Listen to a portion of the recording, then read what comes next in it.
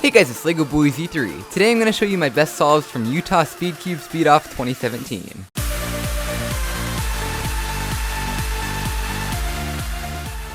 So just last weekend, I was at this competition in Utah. I went because of the interesting assortment of events, including 2 of them that I had never done before, and of course 2 rounds of my favorite event, the Skewb. I didn't really practice a whole lot before this competition, so as expected, I didn't really do very good overall, but there were some events that I got some pretty interesting results in, including of course the 2 of them that I had never done before. So I'm going to start off with the less interesting events, then get to the more interesting ones. So first up, 2x2 I don't really care about. I got a sub 6 average, which is pretty good for me, pretty close to my PB average, and I actually got a 3.95 single, which is actually my PB. Next up was 3x3. This average went alright. Of course, I haven't really been practicing, so I never really got any better than at my last competition where I got my PB of 17.3. So I got a 17.78 average, which isn't really that bad for me. I could have done a little bit better. The scrambles weren't that great, and I didn't get any good singles, so I wound up like a second behind making it to the final round. Anyway, next up for 4x4, I actually got a pretty good average. It was about a second behind my PB, but that PB is crazy, and I never expected to beat it anytime soon anyway. The solves were all pretty good except for that first one where I messed up edge pairing and then wound up getting double parity. I actually got a 56-second solve, which I thought was a PB, but it's actually like a couple seconds away from my overall PB, which is actually really good.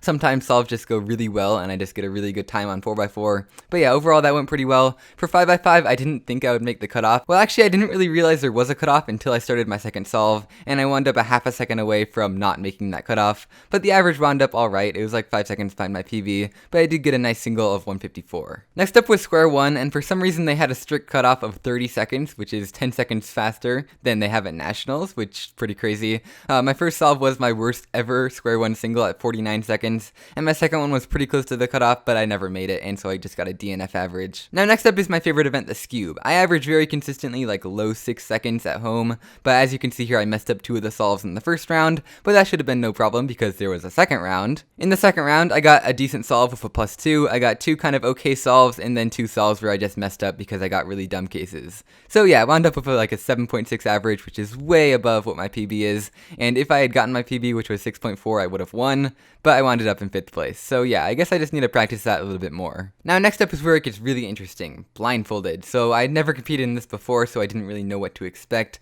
like if it would be hard or difficult to get a success, things like that. I wound up actually doing pretty well. I got 2 successful solves. The times weren't that great though. I averaged around 5 or 6 minutes, but you see that middle one was 8 minutes because I kept messing up the memo and wound up miraculously actually making it in the end. And then the next one I kind of messed up a little bit too and wound up with a little bit better time with 7:02. That first solve though, the DNF, is what really makes me angry because it was actually really close to being solved correctly, and if that one had been solved correctly, it would have been a PB single and a mean of 3, which not a lot of people get in Blindfolded. So at around 5 minutes, which is a pretty good time for me, I had 2 twisted corners, so I did a setup move, I did the algorithm to twist the 2 corners, forgetting 1 move, and then I undid the setup move. So in the end, it wound up just being 3 turns away, just like this, from being solved. So if it weren't for that 1 turn that I'd forgotten, I would have gotten a pretty nice mean of 3 of around like 6 or 7 minutes. Anyway, that's totally my fault for forgetting literally the beginner's method 3x3 algorithm for twisting corners. Anyway, now onto the most interesting event, feet. And so once again, I had never done this event before because like no competitions ever hold it.